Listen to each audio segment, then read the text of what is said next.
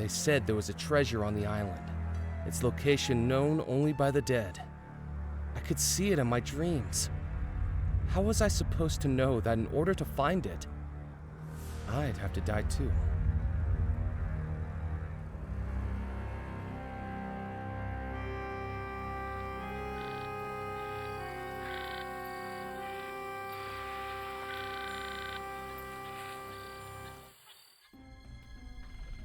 Spirits and specters from regions unknown, guide to me the wanderer who searches alone. Well, welcome back, Murphy McCallan. Have you found all 5 ingredients for the spell? I found 3 so far. Only 2 are left, the chalk and the coffin nails. Hurry. The island will lead you to that which you seek. I have no doubt about that.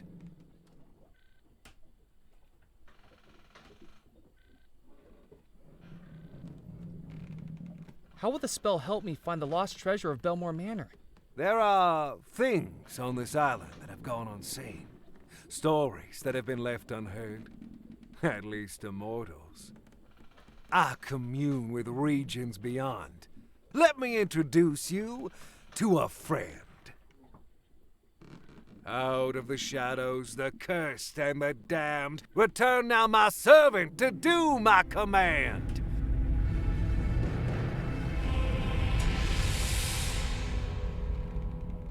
I have returned to you, Master. Loa, this gentleman wishes to find the lost treasure of Bellemore Manor. Tell him how this can be done. Only inhabitants of the house know where the treasure lies. Their spirits still within its walls, trapped between life and death. To ask them, those spirits must be revealed on the mortal plane. And that is what our spell will do, Murphy. A summoning spell to unveil the ghosts trapped within the house. 5 ingredients place inside, tie closed, and then unseal. Within the focus what may hide, this spell will soon reveal. Once you've collected all 5, we can summon the ghosts of Bellemore Manor. Once we've summoned the ghosts, we can ask them exactly where the treasure was hidden. You have served me, Loa. Begone!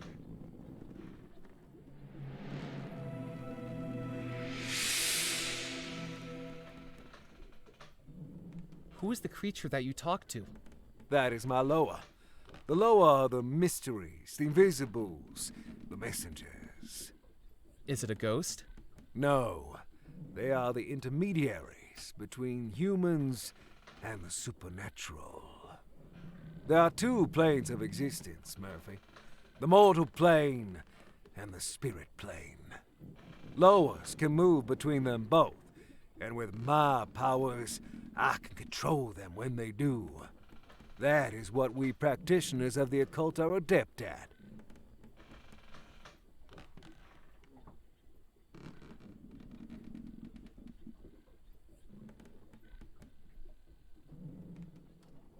Do you know what happened at Bellemore Manor? You want to hear a ghost story, Murphy McCallan? I want to know everything I can about that house. Then listen closely. Dark magic runs throughout Bellemore Manor. The house was built by the Bellemore brothers, 3 merchants from England who made their fortune trading across the Caribbean.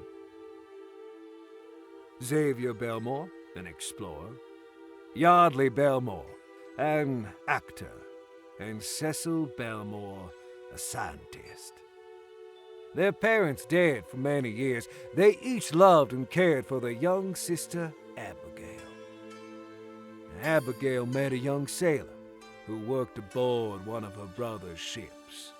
And in less than a year, he proposed. The engagement was a scandal. Despite having the pick of any eligible bachelor in high society, Her hand and the Bellemore fortune was to go to a commoner. Because of their unconditional love for their young sister, the Bellemore brothers sanctioned the marriage. But people began to wonder if Abigail was being locked into marriage, whether by blackmail or black magic. The grand wedding was planned by the three proud brothers, but in the months leading up to the wedding, each of the brothers, one by one, was lost, presumed dead. And yet the wedding was still to go ahead, and with Abigail set to inherit the Bellemore fortune once she came of age, many people began to wonder whether the sailor was not a perpetrator, but a pawn. On the morning of the wedding, the sailor was summoned to her chambers. "I don't love you," Abigail declared. "I never loved you." And to everyone gathered in the house, Abigail declared that that same evening she would marry another, John Rackham, first officer of the Bellemore Trading Company, would be her new groom. Except that didn't happen. On the night of the wedding, everyone in the house suddenly and mysteriously vanished. Perhaps the last revenge of the scorned sailor. The house that night held a heart that would be broken, a victim who would be tricked, and a force that would unleash evil. But no one knows exactly who each was. If you want to find the treasure, Murphy, you'll have to find out.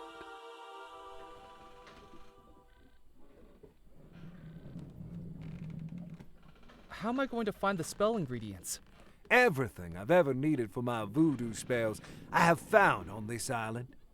It's as though this island pulls the supernatural to it. Keep searching.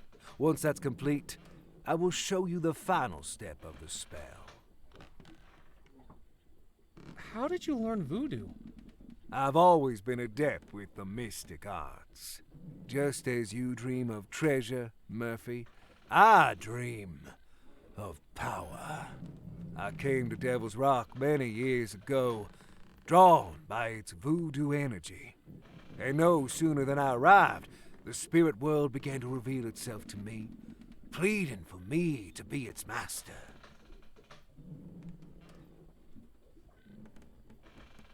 Why is this island such a focus of voodoo energy? I suspect the answer to that question already lies in what you're seeking.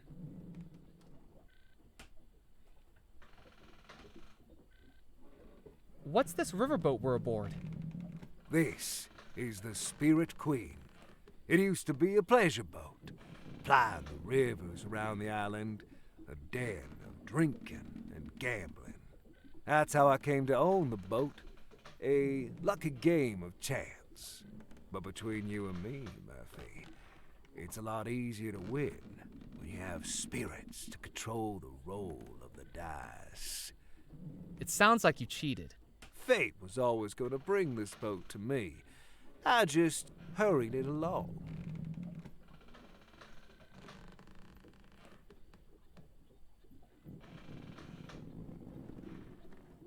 I'm going to finish finding the voodoo ingredients. Hurry back.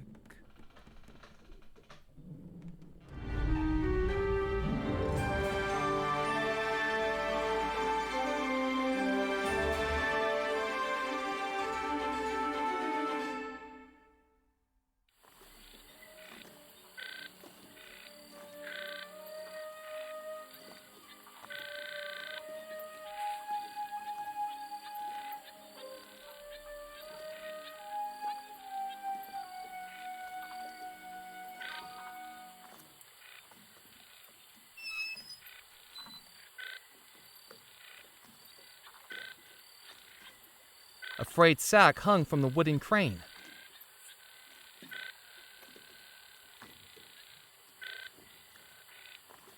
I jiggled the handle, but the door was locked. The wooden shack had a single door, From the moss growing on it, it looked like it hadn't been used for years.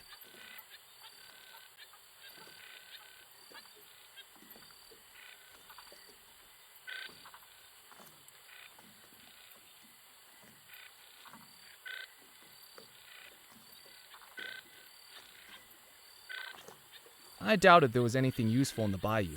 I wasn't going to risk having my arm bitten off by an alligator to confirm those doubts.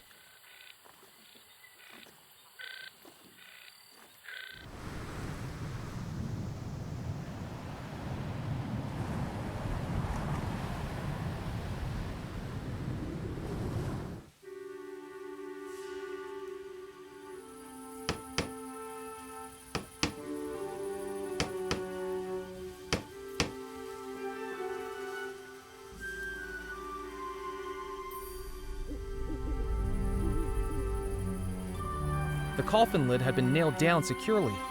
I wasn't going to be able to open it. A scruffy-looking man was working away within the remnants of the shack. A rusty tin can sat on the ground. The tin was empty. An antique stove burned quietly in the corner of the tumble-down shack. I didn't need to do anything with the stove, and would have probably burnt my hands if I tried.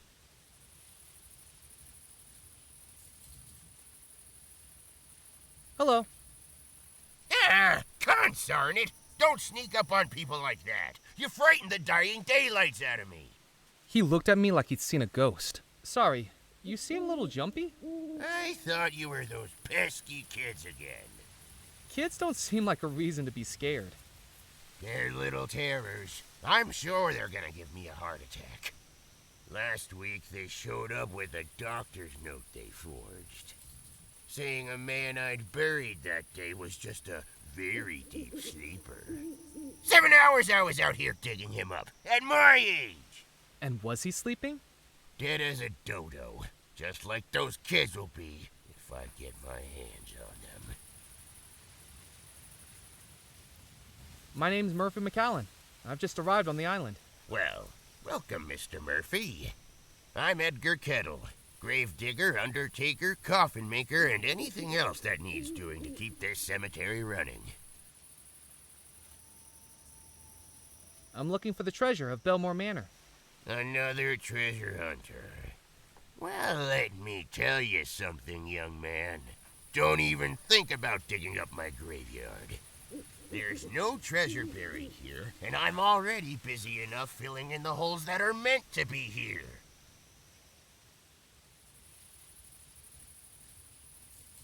Have you ever accidentally buried someone who is still alive? Not that I know of. When you think about it, how would I know? Shouts for help?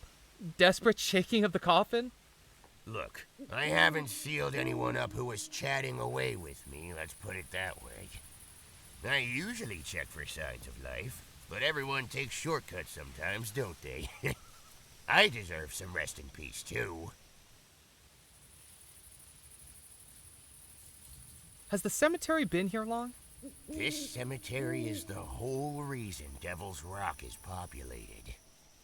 Back when the mainland was first settled, they used to ship off the bodies of undesirables to be buried here. The criminals and paupers. St. Juniper's church up on the hill was one of the first structures here, along with the fort. So that's what this place became. A cemetery island. A place where only Beelzebub himself would take the bodies that were interred into its caves and tunnels. The Devil's Rock. Creepy.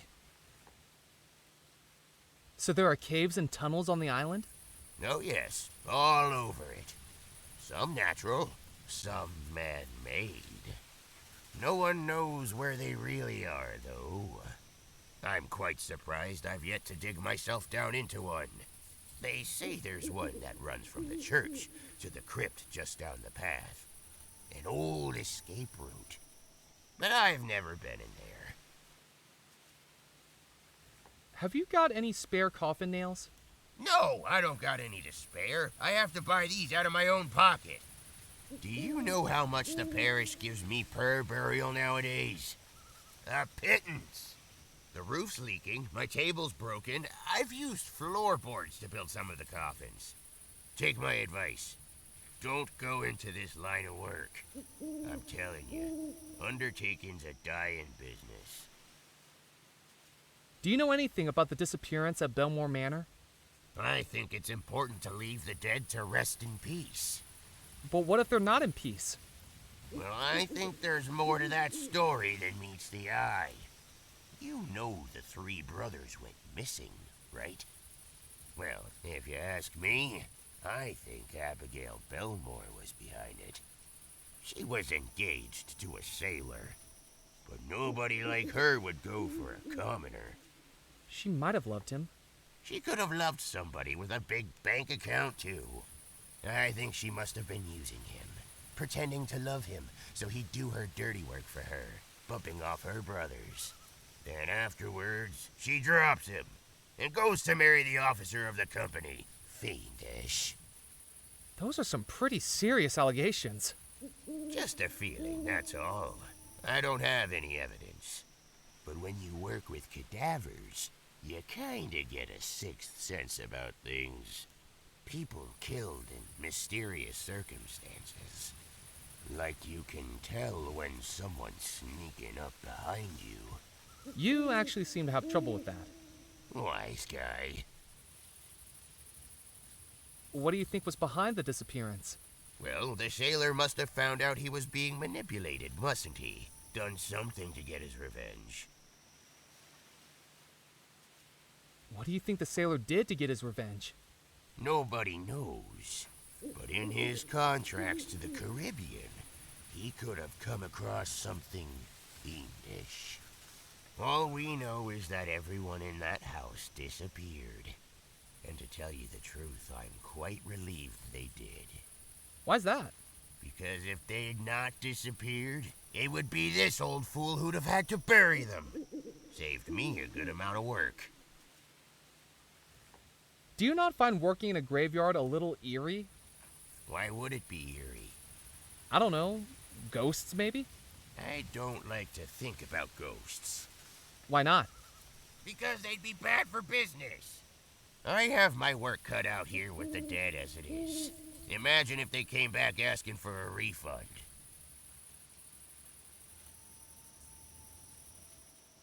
What are you working on? This is just a pauper's coffin the parish is funding. Lock 'em in lumber, leave 'em to slumber. That's what I call it. No frills. This'll end up 5 feet under by the end of the night. I thought it was supposed to be 6 feet.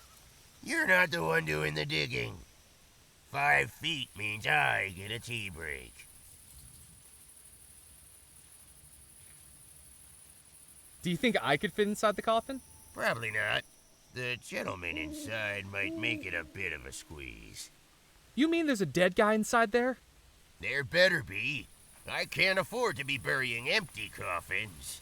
Creepy. Story of my life. Why are you out here working so late?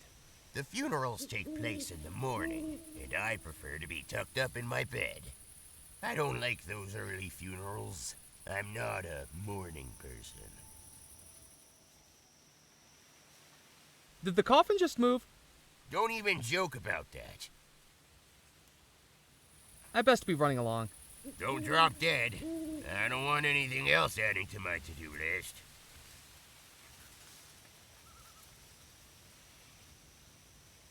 The coffin lid had been nailed down securely. I wasn't going to be able to open it.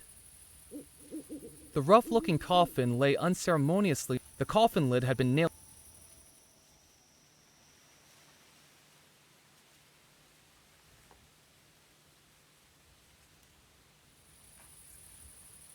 The graveyard was dotted with headstones, some old, some young, some legible, some not. Where one of the table legs was broken, a jack was being used to prop it up, stopping the table from wobbling.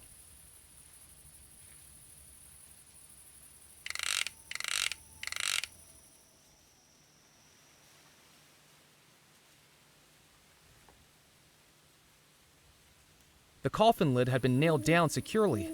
I wasn't going to be able to open it. The rough-looking coffin lay unceremoniously on the rickety table.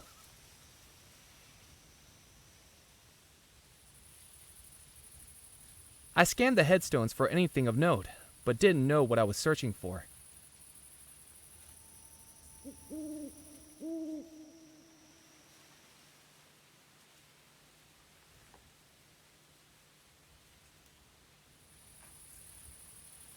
The graveyard was dotted.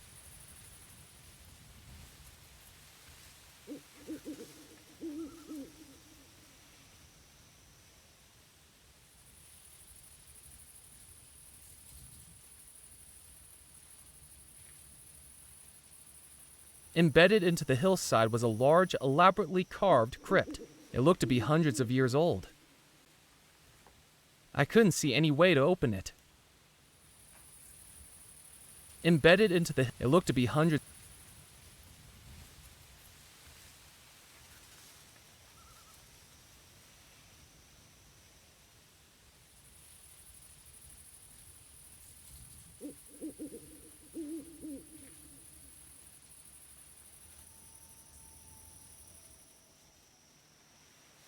Hello, Edgar.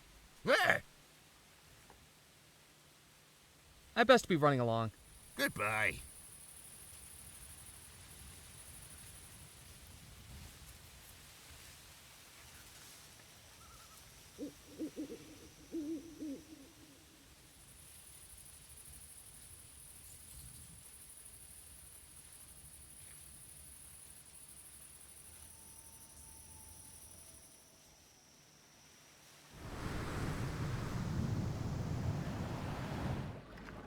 Walking into the port town of Deadnettle, I could sense its history in every stone, brick, and plank. Echoes of merchant ships loading and unloading all manner of cargo from expeditions throughout the Caribbean. Gold and treasure that may still lie hidden on the island.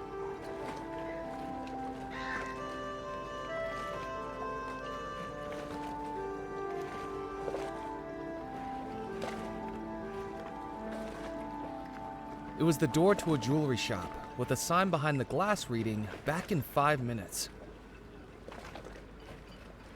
I tried the door. It was locked.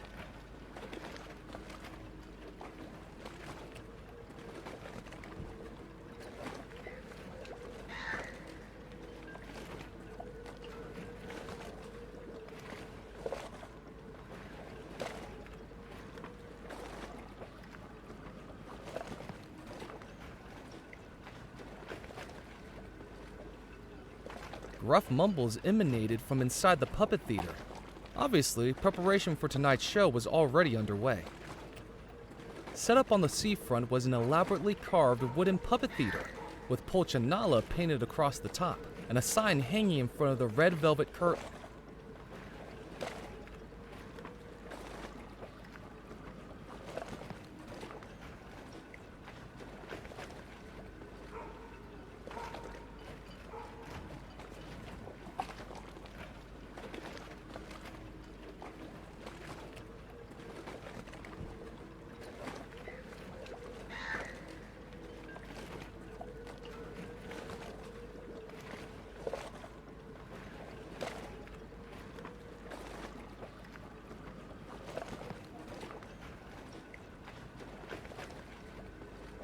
The poster advertised billiards at the Captain's Club, with 3 billiard balls and 2 cues framing a cube of billiard chalk. A poster was hung on the wall. From how much it had faded, it had clearly been there for years.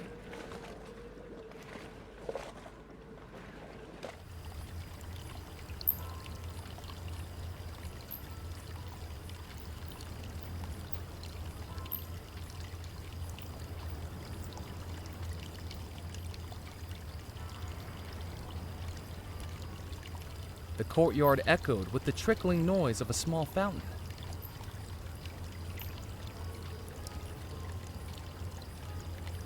There was nothing in the fountain apart from a rim of moss.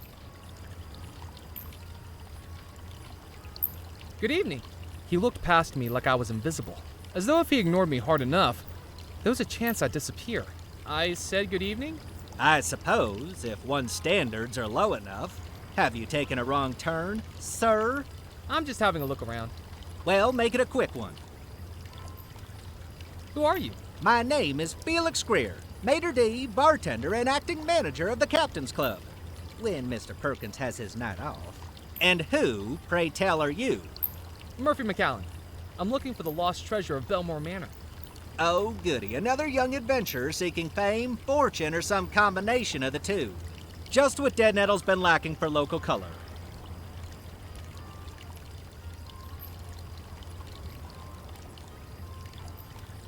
What is this place? This, sir, is the Captain's Club, a private members club for current and retired sea and riverboat captains. We are highly exclusive. Are you a captain? He asked with a smugness that told me he already knew the answer. I thought not. Then may I recommend a swift exit? You'll find a convenient egress approximately 180 degrees to starboard. If you like, I can give you a good swift kick in the right direction, sir. And don't feel a need to stop walking until your ankles get soggy. What do you serve here? Captains. Right, yes. I mean by the way of food? The Captain's Club serves a dazzling array of sea-source dishes, from our house special jambalaya to my personal favorite, Devil's Rock Pancoza, pan-seared with lobster slaw and citrus crawfish beurre blanc. In all honesty, it's not very popular. Most of the clientele are absolutely sick of seafood by the time they get ashore. Just the sight of it makes them groggy. What about drinks? Listen, if you're from the Prohibition Bureau, we've cleared all that up with Officer Moe. Fines were paid, things changed hands, and now we're clear. I'm not from any Prohibition Bureau. Then forget I said anything. The Captain's Club is strictly teetotal, in line with federal law. Now, if certain members wish to bring in their own medicinals, then we're happy to provide medicinal aids. Ice, tonic, mixers, and the like. But we serve no alcohol on the premises. What can you tell me about Deadnettle? Do you think you've wandered into the local library? Should we gather around for story time? I was just hoping to talk to someone obviously so knowledgeable about the area. Well, yes, unfortunately I'm plagued with an encyclopedic knowledge of the local area. My concierge duties require it. I have a spiel. Welcome, hardy traveler, to our quaint port town of Deadnettle. Once this town you see around you was a hub of commerce, a beacon for ships bravely navigating between America, Europe, and the Caribbean. With the unfortunate dissolution of the Bellemore Trading Company, our town has settled into a quieter life, perfect for the sailor ready to hang up their cap. We hope that you enjoy your time in our homely town and perhaps explore some of the local sights.